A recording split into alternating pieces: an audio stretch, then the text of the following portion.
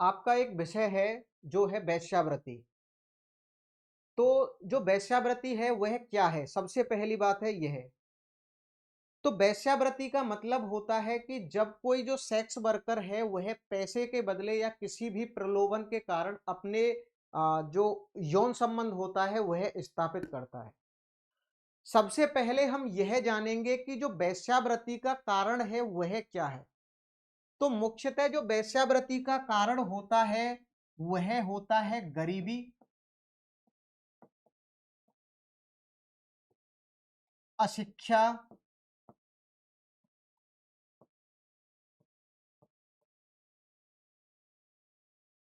बेरोजगारी,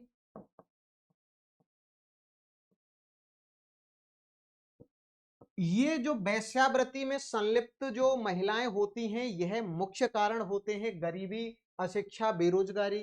कभी कभी जो बचपन होता है, बाल्यावस्था होती है, उसमें परिवार में कोई ना कोई बात हो जाती है जिससे जो व्यक्ति होता है वह क्या करता है, परिवार से दूर हो जाता है और बाद में किसी ना किसी शोषण की वजह से या किसी भी असामाजिक बुराई की वजह से वह क्या करता है, वेश्यावृत्ति जैसे पेशे में चला जाता है।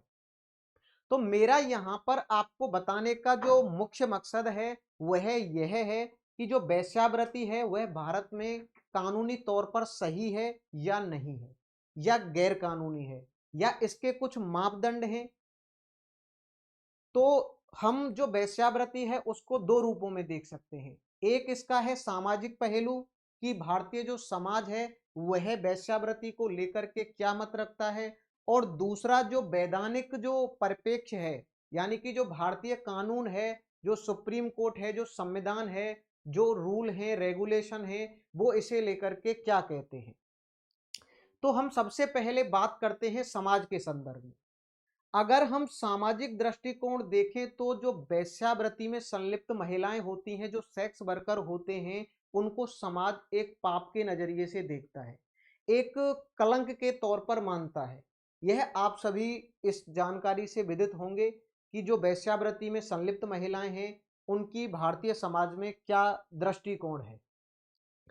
लेकिन अगर हम दूसरे समाजों की बात करें, अगर हम सामाजिक दृष्टिकोण समझें, लेकिन कुछ दुनिया के ऐसे देश हैं जैसे कि आपका नीदरलैंड है, जैसे कि स्विट्जरलैंड है, जैसे कि नीदरलैंड, जैसे कि आपका स्विट्जरलैंड,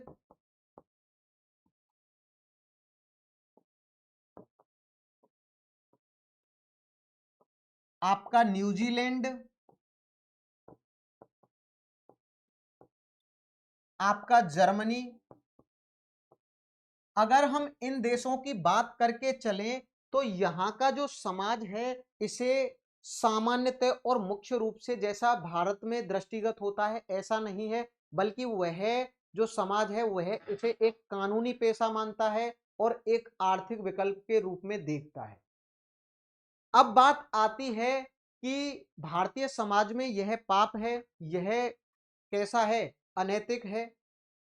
लेकिन कुछ समाजशास्त्री की अगर हम बात करें, देखिए यह मेरा व्यक्तिगत विचार नहीं है, कुछ समाजशास्त्री इसे क्या मानते हैं, इसे अपनी व्यक्ति की निजता का अधिकार मानते हैं, व्यक्ति की गरिमा का अधिकार मानते हैं, और वह कहते हैं कि अगर जो सेक्स वर्कर है वह बिना किसी दबाव के, बिना किसी शोषण के, बिना किसी मानव तस्करी के अपनी स्वेच्छा से गोपनीय तरीके से अगर इस पेशे में आती है तो वह क्या है, वह गलत नहीं है।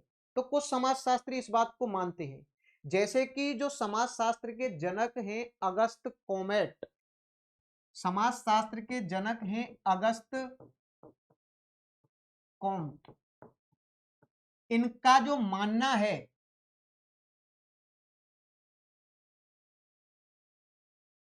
अगस्त कॉम्ट का मानना है कि यह जो पेशा है यह किसके कारण, जो सामाजिक संगठन है उसके कारण आता है। अगर समाज सभी को, जो महिलाएं हैं, जो आपके कमजोर वर्ग हैं, जो आपके हाशियाकृत वर्ग हैं, उनको अगर अवसर देता है, उन्हें सम्मान देता है, तो वह इस पेशे में नहीं आएंगे। ये अगस्त कोम्टे ने कहा है। इसके अलावा जो डेविस महोदय हैं, एक बहुत बड़े समाजशास्त्री हैं डेविस, डेविस का मानना है कि यह जो पारिवारिक संस्थाएं और वैवाहिक संस्थाएं होती हैं,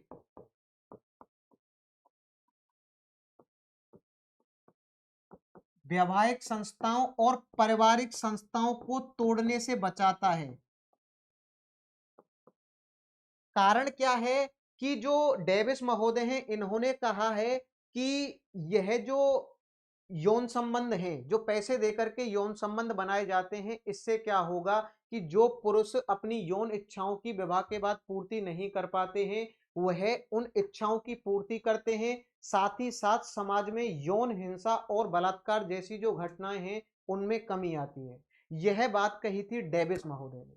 तो भारतीय परिप्रेक्ष्य में अगर हम बात करके चलें तो यह क्या है, भारतीय परिप्रेक्ष्य में यह सामाजिक तौर पर, नैतिक तौर पर बात करके चलें तो ठीक नहीं है। अब देखिए, अगर हम अगस्ट कोम्टे की बात का थोड़ा सा खंडन करें, कैसे कि जब जिस समाज में कोई महिला है और उस समाज में उस पेशे को सामाजिक और नैतिक नहीं माना जाता है, तो वह महिला दूसरे विकल्प का चयन कर सकती है। वह कहीं पर झाड़ू पोछा लगा सकती है, कोई ऑनलाइन काम कर सकती है, किसी लघु कुटीर उद्योग में काम कर सकती है। तो देखिए, वास्तविकता की अगर हम बात करके चलें तो जिस समाज में इसे नैतिक नहीं माना जाता है, उस समाज में महिला को दूसरे विकल्प को चुनना ही ज्यादा बेहतर होता है। क्योंकि जो समाज जिस बात को स्वीकार नहीं करता है, 4-6 समाजशास्त्री या 4-6 लोग इस बात को स्वीकार करते हैं, भले ही उनकी सोच में बहुत स्पेस हो, लेकिन उस समाज को आप कैसे झेल पाओगे? कारण क्या है कि जो सामाजिक बाध्यताएं होती हैं, वह कानून से बढ़कर के होती हैं। सामाजिक तौर पर वो इतनी ज्यादा आप देखेंगे रूढ़िबद्ध होती हैं कि उनको तोड़ना और उनको हिला पाना बहुत ही मुश्किल होता है। तो भारतीय संदर्भ में सामाजिक स्थिति क्या है, कलंक और पाप की मानी जाती है। तो मैं यहाँ पर मुख्य रूप से बताना चाहता हूं आपको कि जो कानूनी दृष्टि है वह क्या कहती है।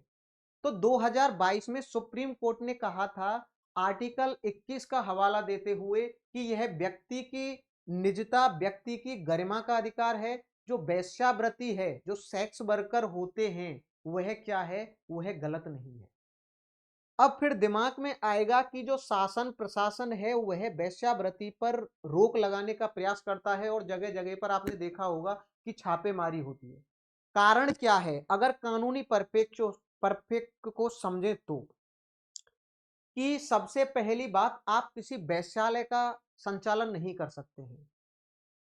आप, अगर कोई व्यक्ति है किसी के साथ यौन संबंध बनाता है पैसे देकर, तो उसके बीच में कोई मीडिएटर नहीं होना चाहिए, कोई तीसरा व्यक्ति माध्यम नहीं होना चाहिए जो बीच में आपकी क्या कर रहा है, दलाली कर रहा है, पैसा लेकर, यानी कि क्या कर रहा है, बीच का मीडिएटर नहीं होना चाहिए। वैश्यालय का संचालन नहीं होना चाहिए। किसी भी सार्वजनिक पैलेस पर यह जो आ, कृत्य है वह नहीं होना चाहिए।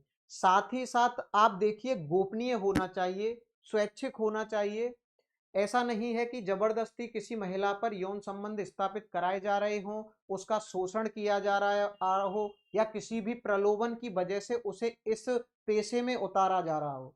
अगर कोई महिला या सेक्स वर्कर स्वेच्छा से गोपनीय तरीके से पैसे देकर के अगर संबंध स्थापित करती है, तो भारतीय कानून बिल्कुल इसको गैर कानूनी नहीं मानता है, बशर्ते उसमें कोई मीडिएटर नहीं होना चाहिए, मानव तस्करी नहीं होनी चाहिए, वेश्यालय का संचालन नहीं होना चाहिए, किसी भी सार्वजनिक स्थान पर यह काम नहीं होना चाहिए। तो भारतीय कानून यही कहता है, इस पर बिल्कुल पूर्णतः प्रतिबंध नहीं लगाता है। सुप्रीम कोर्ट ने 2022 में कहा था आर्टिकल 19 और आर्टिकल 14 के हवाले से, कि सभी व्यक्ति को गरिमा के साथ जीवन जीने का अधिकार है, और यह जो आपका सेक्स वर्कर है, इन्हें क्या मिलना चाहिए, समाज में सुरक्षा और सम्मान मिलना चाहिए, इन्हें समान अवसर मिलना चाहिए। आप दूसरे देशों को देखेंगे तो वहां पर जो सेक्स वर्कर होते हैं, कई सारे देशों में उन्हें क्या किया जाता है, हेल्थ चेकअप मिलता है, उनको बीमा पॉलिसी मिलती है, टैक्स देना पड़ता है, और साथ ही साथ उनको रिटायरमेंट मिलता है, यानी कि वहां पर ये सारी चीजें होती हैं। और वहां पर आप देखेंगे कि यह एक आर्थिक विकल्प के रूप में है, ना कि किसी भी जोर जबरदस्ती के रूप में होता है। अगर मान के चलिए किसी किसी के साथ जबरदस्ती करके यह काम किया जाता है तो वह सामाजिक तौर पर, कानूनी तौर पर बिल्कुल गलत होता है।